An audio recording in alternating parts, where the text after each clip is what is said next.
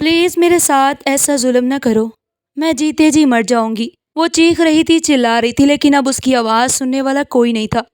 آہان دروازے کو باہر سے کنڈی لگا کر جا چکا تھا اور وہ دلہن کے روپ میں اپنے ساتھ ہونے والے حادثے پر آنسو بہا رہی تھی۔ آج اس کی شادی تھی۔ پہلے تو وہ خود اس شادی پر راضی نہیں تھی، مگر بہن اور ماں کے سمجھانے پر مان گئی کہ ماں باپ کی خوشی میں خوش ہونا ہی اصل خوشی ہے۔ اس نے محبت کو دل کے کونے میں دفنا کر اپنے والد کے دوست کے بیٹے کے رشتے پر نیک نیتی سے رضامندی دے دی۔ بارات آ چکی تھی، وہ بھی پارلر سے تیار ہو کر آ گئی۔ وہ اتنی دلکش لگ رہی تھی کہ جو آنکھیں اس پر پڑتی تو چند لمحے کے لیے ٹھہر جاتی۔ وہ پھولوں میں بہار کی مانت معلوم ہو رہی تھی۔ اس کا حسن چاند کو بھی مانت کر رہا تھا۔ نکاح کا وقت آیا تو مولوی نے نکاح پڑھانا شروع کیا۔ ہر روایتی لڑکی کی طرح اس کا دل بھی نکاح کے وقت سوکھے پتے کی طرح لرز رہا تھا۔ جب مولوی نے قبول ہے کہنے کو کہا تو وہ چند لمحے خاموش رہی۔ دوبارہ جملے دہرائے گئے تو بھی وہ خاموش رہی۔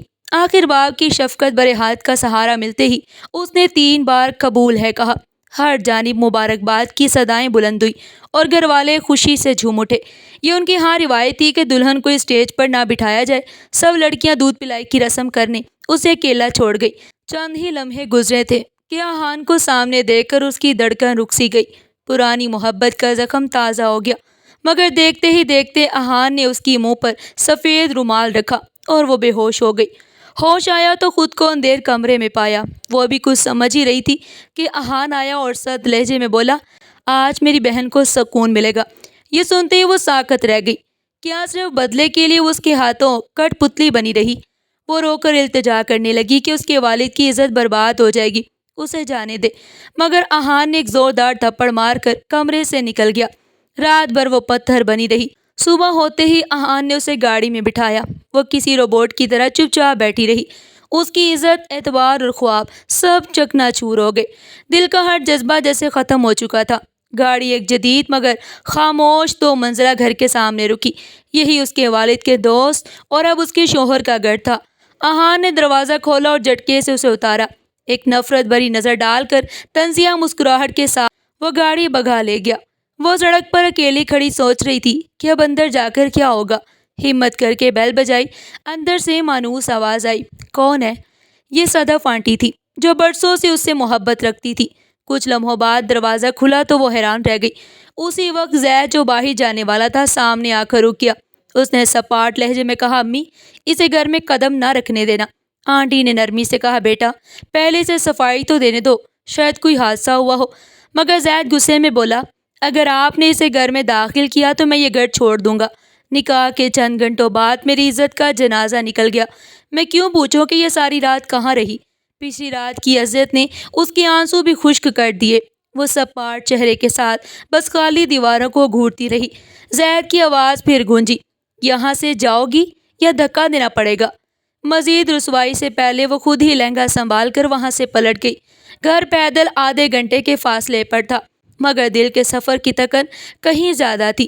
وہ جانتی تھی کہ اگر اپنے گھر گئی تو گھر والے اسے بے قصور ہوتے ہوئے بھی زندہ درگور کر دیں گے۔ قسمت نے ایسی تاریکی لکھ دی کہ اب اگر وہ لاکھ صفائیاں دیتی کوئی نہ سنتا۔ لرزتے دل کے ساتھ وہ گھر کی جانب چل پڑی۔ صبح کا وقت تھا، سڑک پر اکا دکا لوگ ہی دکھائی دے رہے تھے۔ ننگے پاؤں دور تک چلنے سے اس کے پاؤں دکھنے لگے، مگر وہ ہر احساس سے بے نیاز بس چلتی جا رہی تھی جیسے کوئی مشین ہو۔ گھر کے دروازے پر پہنچ کر اس نے اپنی ساری ہمت سمیٹی اور بیل بجائی۔ کافی دیر بعد دروازہ کھلا تو سامنے ملازمہ کو دیکھ کر اس کی جان میں جان آئی، مگر ملازمہ کے چہرے پر حیرت اور بیگانگی دونوں صاف ظاہر تھی۔ وہ کچھ کہے بنا لہنگا سمیٹے اندر بڑھ گئی۔ ابھی چند قدم ہی چلی تھی کہ اس کی ماں کی نظر اس پر پڑ گئی۔ نہ جانے کب سے رکے بےتاب آنسو پھوٹ پڑے اور وہ دوڑ کر ماں کے گلے لگ گئی۔ ماں بیٹی کی حالت دیکھ کر صدمے سے تھم گئی۔ ہبہ ہچکیوں کے ساتھ اونچی آواز میں رو رہی تھی۔ شور سن کر اس کے بھائی بہن اور باپ بھی کمرے سے نکل آئے۔ اسے دیکھتے ہی ان پر جیسے جنون سوار ہو گیا۔ کل جس نے سب کے سامنے ان کی عزت خاک میں ملائی، آج وہی دروازے پر کھڑی تھی۔ وہ آپے سے باہر ہو گئے اور یہ بھی بھول گئے کہ وہ ان کی سگی اولاد ہے۔ انہوں نے اسے ماں سے الگ کیا اور باپ نے اس کا بازو پکڑ کر دروازے کی طرف گھسیٹا۔ تمہاری ہمت کیسے ہوئی اس گھر میں قدم رکھنے کی؟ باپ کے اس روپ پر ہبہ دنگ رہ گئی۔ بابا پلیز میری بات سنیں۔ وہ رو کر چیخی، مگر باپ نے ایک جھٹکے سے اسے روکا اور نفرت بھری نظر ڈال کر کہا، آج کے بعد تمہارا ہم سے کوئی تعلق نہیں، تم ہمارے لیے مر چکی ہو، بہتر ہے دوبارہ ہمیں اپنی شکل نہ دکھانا۔ اس کی بات سنے بغیر انہوں نے اسے گھسیٹ کر باہر دھکا دیا اور دروازہ بند کر دیا۔ ماں اور بہن تڑپ اٹھی مگر ہمت نہ ہوئی کہ باپ کو روکے۔ ہبا کا دل اذیت سے پھٹ رہا تھا، راستے بند تھے۔ وہ گھر کے باہر ہی زمین پر بیٹھ گئی۔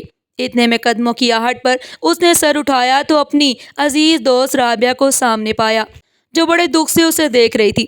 رابعہ کچھ کہے بغیر اسے اپنے گھر لے گئی، کپڑے دیے، کھانا کھلایا۔ ہبا نے سپاٹ چہرے کے ساتھ ساری کہانی سنا دی۔ رابعہ کے دل پر بھی گہرا اثر ہوا، لیکن جلدی رابعہ کی ماں نے دو ٹوک لہجے میں کہا کہ وہ ہبا کو زیادہ دیر گھر میں نہیں رکھ سکتی۔ یہ ذلت دیکھ کر ہبا کا دل چاہا زمین پھٹے اور وہ اس میں سما جائے۔ اس نے رابعہ کا دیا ہوا برقع پہنا۔ رابعہ آنسو بہاتے ہوئے اسے رخصت کرنے لگی، مگر ہبا نے تسلی دی کہ وہ ٹھیک رہے گی۔ اللہ کا نام لے کر وہ وہاں سے نکل آئی۔ اب اس نے سوچ لیا تھا کہ کیا کرنا ہے۔ وہ نقاب اوڑھ کر زید کے گھر پہنچی اور خود کو ایک ضرورت مند کے طور پر پیش کیا کہ وہ ملازمہ کی جگہ رکھ لے۔ صدف آنٹی نے ترس کھا کر اسے ملازمہ رکھ لیا۔ ہبا نے شکر ادا کیا کہ کسی نے اسے پہچانا نہیں۔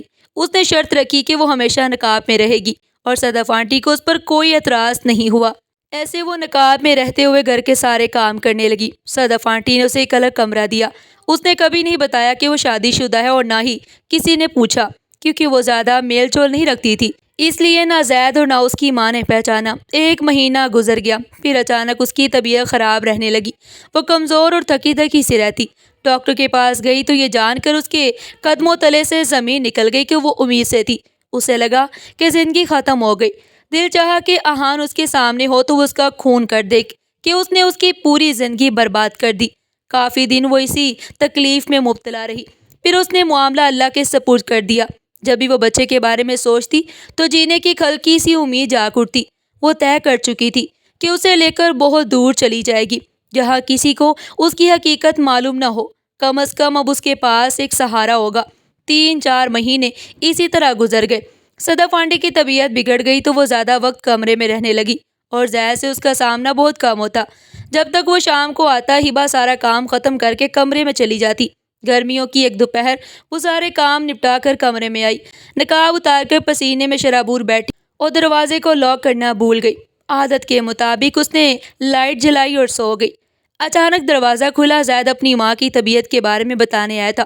سامنے اپنی منکوہا کو دیکھ کر وہ حیران رہ گیا۔ لمحوں تک وہ اپنی جگہ ساکت کھڑا رہا۔ دروازہ کھلنے کی آواز سے ہبا بھی اٹھ بیٹھی۔ اپنی حقیقت کھلنے پر اس کا رنگ اڑ گیا۔ زید کچھ کہے بغیر پلٹ گیا۔ وہ ٹینشن میں ڈوب گئی کہ اب کیا ہوگا۔ کافی دیر انتظار کے بعد وہ نقاب پہن کر باہر آئی تو صدف آنٹی کے کمرے میں گئی، مگر وہ وہاں نہیں تھی اور نہ زید، یعنی وہ ماں کو اسپتال لے گیا۔ کچھ دیر بعد ایمبولینس کی آواز آئی۔ دل دھڑکتا ہوا وہ باہر گئی تو صدف آنٹی کو سفید کفن میں لپٹا دیکھ کر وہ ساکت رہ گئی۔ زید نے اس پر ایک نگاہ ڈالی مگر غم کے سبب کچھ نہ کہا۔ 3 دن اسی طرح گزر گئے۔ مہمان رخصت ہوئے تو گھر میں صرف زید اور ہبا رہ گئے۔ اس کا دل روز کامتا کہ کب وہ اس گھر سے نکال دے۔ اس کا دل روز کامتا کہ کب وہ اسے اس گھر سے نکال دے۔ ایک شام وہ کچن میں نقاب اوڑھے کھانا بنا رہی تھی کہ زید آ کر بولا، اب مجھے تمہاری حقیقت پتہ چل گئی ہے، نقاب کا یہ ڈھونگ ختم کرو۔ یہ کہہ کر اس نے ایک جھٹکے سے نقاب ہٹا دیا۔ ہبا بنا کسی گناہ کے مجرموں کی طرح شرمندہ سر جھکائے کھڑی رہی۔ زید کافی دیر تک اسے نفرت سے گھورتا رہا۔ ہمت کر کے وہ بولی، پلیز مجھے ایک موقع دو اپنی بات بتانے کا۔ نہ جانے زید کے دل میں کیا نرم گوشہ جاگا کہ وہ بولا، کہو کیا کہنا چاہتی ہو۔ ہبا نے جلدی سے کہا، میرے بابا کے 2 بھائی ہیں، دادا نے دونوں کے نام برابر زمین لگوائی تھی، لیکن تایا کی نیت خراب ہوئی تو اس نے دھوکے سے ہمارا آدھا حصہ اپنے نام کرا لیا۔ بابا لا علم رہے۔ بڑے بھائی کی منگنی تایا کی بیٹی سے پسند سے ہوئی۔ شادی کی تیاریاں چل رہی تھی کہ بابا کو تایا کی اصلیت پتہ چل گئی۔ بابا نے پوچھا تو وہ صاف مکر گئے۔ بابا کو ان کا جھوٹ اور بے ایمانی برداشت نہ ہوئی۔ انہوں نے منگنی توڑ دی۔ بعد میں صلح کی کوشش کی تو تایا نے صاف کہہ دیا کہ وہ اپنی بیٹی کو جان سے مار دیں گے، لیکن بھائی کے ساتھ شادی نہیں کریں گے۔ ان کی ضد پر بابا بے قصور ہوتے ہوئے بھی بہت دکھی ہوئے، اور پھر ایسا ہوا کہ میری کزن جو میرے بھائی سے بہت محبت کرتی تھی، زیادہ دیر یہ صدمہ برداشت نہ کر سکی اور اس نے زہر کی گولیاں کھا لی۔ ٹائم پر اسپتال نہ پہنچنے پر اس کی راستے میں ہی موت ہو گئی۔ یہ بتاتے ہوئے ہبا مسلسل رو رہی تھی اور اس کی آنسو ٹپ ٹپ گر رہے تھے۔ زید بہت غور سے اس کی گفتگو سن رہا تھا۔ وہ پھر بولی، کہ کزن کی وفات پر ہم سب دکھی ہوئے۔ میرے بھائی کی حالت بھی بہت بری تھی۔ ہم تعزیت کے لیے تایا کے گھر گئے تو تایا اور تائی نے اپنی بیٹی کی موت کا ذمہ دار ہمیں ٹھہرا کر میرے بابا کو قاتل کہا اور ہماری بے عزتی کر کے ہمیں گھر سے نکال دیا۔ محلے والوں کے سامنے ہماری عزت نہ رہی اور سب ہمیں ہی موت کا ذمہ دار ٹھہرانے لگے۔ 2-3 مہینے گزر گئے، حالات تو نارمل ہو گئے، مگر تایا کے ساتھ تعلقات میں بہتری نہ آئی۔ ایک دن تایا کے چھوٹے بیٹے آہان کی طرف سے مجھے میسیج آیا۔ اس نے ماں باپ کے رویے پر شرمندگی ظاہر کی اور معافی مانگی۔ پہلے بھی میرا اس سے زیادہ ٹکراؤ نہیں تھا۔ اس کی باتوں پر مجھے وہ بے قصور لگا اور میں نے یقین کر لیا۔ پھر وہ روز مجھے میسیج کرنے لگا اور میں بھی جواب دیتی رہی۔ آہستہ آہستہ اس نے مجھ سے محبت کے دعوے شروع کر دیے اور روز کال کرنے لگا۔ ایسے ہی گھر والوں کو خبر ہو گئی۔ انہوں نے مجھے روکا، بابا تو غصے میں آ گئے، مگر میں نے آہان سے شادی کی ضد پکڑ لی۔ کوئی بھی نہ مانا۔ بہن سمجھاتی رہی کہ اس کے گھر والے مجھے کبھی قبول نہیں کریں گے۔ بھائی خاموش رہا۔ اس نے کزن کی موت کا ذمہ دار ہمیں نہ ٹھہرایا، لیکن ہم سے کٹ گیا۔ ماں کے التجاؤں، بابا کی عزت اور بہن کے آنسوؤں نے آخرکار مجھے بدل دیا اور آہستہ آہستہ آہان کی محبت کا جنون اتر گیا۔ میں نے ان کی بات سمجھ کر آہان کی محبت کو خیر آباد کہہ دیا۔ آہان بہت تڑپا۔ میں سمجھتی رہی کہ وہ محبت میں ہے، مگر حقیقت یہ تھی کہ وہ بدلے کی آگ میں جل رہا تھا۔ وہ مجھ سے شادی کر کے بابا کو تڑپانا چاہتا تھا۔ پھر میں نے آپ سے شادی کی رضامندی دے دی اور میرا نکاح آپ سے ہو گیا۔ اگر میں نے بھاگنا ہی ہوتا تو میں آپ سے نکاح نہ کرتی زید۔ وہ روتے ہوئے تڑپ سے بولی اور پھر بتانے لگی کہ آہان نے اپنے کچھ لوگ شادی میں جاسوسی کے لیے چھوڑے تھے۔ نکاح اور فریشمنٹ کے بعد جب دودھ پلائی کی رسم شروع ہوئی تو سب لڑکیاں مجھے اکیلا چھوڑ کر چلی گئی۔ تب کھڑکی سے آہان آیا۔ اس سے پہلے کہ میں کچھ سمجھتی، اس نے میرے منہ پر سفید رومال رکھ دیا اور میں بے ہوش ہو گئی۔ جب آنکھ کھلی تو میں ایک تاریک کمرے میں تھی۔ پھر جو ہوا وہ سوچ بھی نہیں سکتی تھی۔ ایک اذیت نے مجھے اپنی لپیٹ میں لے لیا۔ آہان کی اصلیت نے مجھے اتنا نہ توڑا جتنا آپ اور میرے ماں باپ کی بے اعتباری نے توڑا۔ ماں باپ اس قدر بے اعتبار ہو گئے کہ انہوں نے میری ایک بات نہ سنی اور مجھے گھر سے نکال دیا۔ میرے پاس کوئی راستہ نہ بچا تو میں آپ کے گھر آخری امید لے کر آئی، لیکن یہاں بھی کچھ عرصہ کام کرنے کے بعد ایک قیامت میری منتظر تھی۔ وہ سر جھکائے بولی تو زید نے سوالیہ نظروں سے دیکھا اور فوراً بولی کہ وہ آہان کے بچے کی ماں بننے والی ہے۔ اس کی بات پر زید کا ہاتھ ڈھیلا ہو کر پہلو میں گر گیا۔ ہبا گردن جھکائے کھڑی تھی کہ اس نے اپنے کندھے پر دباؤ محسوس کیا۔ سر اٹھا کر دیکھا تو زید نے حوصلہ دینے والے انداز میں کہا کہ میں تمہیں ایسی حالت میں بھی قبول کرتا ہوں۔ اس کی بات پر ہبا کو یوں لگا جیسے کسی نے نئی زندگی بخش دی ہو۔ وہ بے یقینی سے اس کا چہرہ دیکھنے لگی اور بولی کہ لیکن یہ بچہ؟ تو زید نے کہا کہ وہ بچہ بھی قبول کرنے کے لیے تیار ہے۔ ہبا کو وہ خواب محسوس ہوا، مگر یہ خواب نہیں حقیقت تھی۔ وہ خوشی سے سرشار ہو گئی اور زید نے آگے بڑھ کر اسے گلے سے لگا لیا۔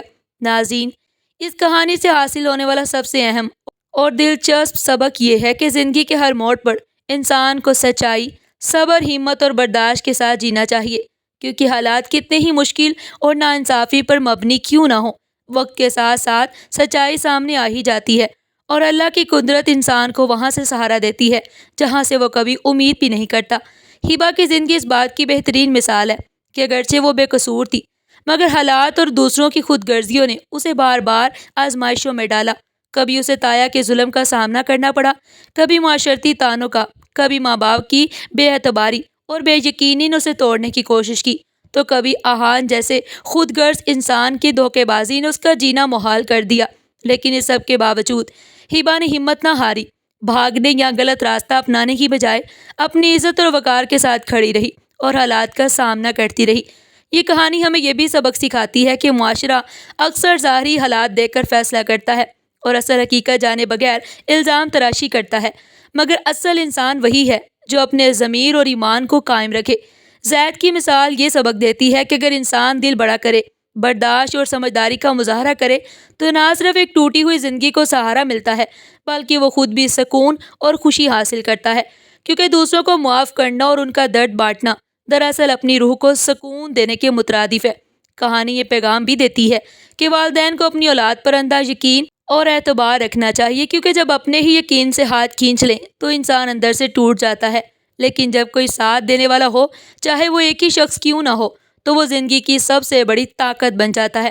اسی طرح یہ سبق بھی ملتا ہے کہ دشمن، کینہ اور انتقام کا جذبہ ہمیشہ بربادی کی طرف لے جاتا ہے، جبکہ محبت، درگزر اور بلائی دوسروں کے دل جیت لیتی ہے۔ ہبا پر گزرنے والی آزمائشیں ہمیں یہ بھی سمجھاتی ہیں کہ مصیبتیں وقتی ہوتی ہیں، اندھیروں کے بعد روشنی ضرور آتی ہے اور ہر مشکل کے بعد آسانی ہے۔ بس ضرورت اس بات کی ہے کہ انسان حوصلہ، صبر اور ایمان کے ساتھ کھڑا رہے۔ آخر میں کہانی کا سب سے بڑا پیغام یہ ہے کہ حقیقی محبت اور رشتہ وہی ہے جو دکھ، آزمائش اور مشکل وقت میں ساتھ دے، اور اگر کوئی انسان دوسروں کی کمزوری کو سمجھتے ہوئے اسے سہارا دیتا ہے تو وہی اصل میں انسانیت کی معراج ہے۔ ناظرین، آپ کو آج کی ہماری یہ کہانی کیسی لگی؟ کمنٹ باکس میں اپنی قیمتی رائے کا اظہار ضرور کیجیے گا۔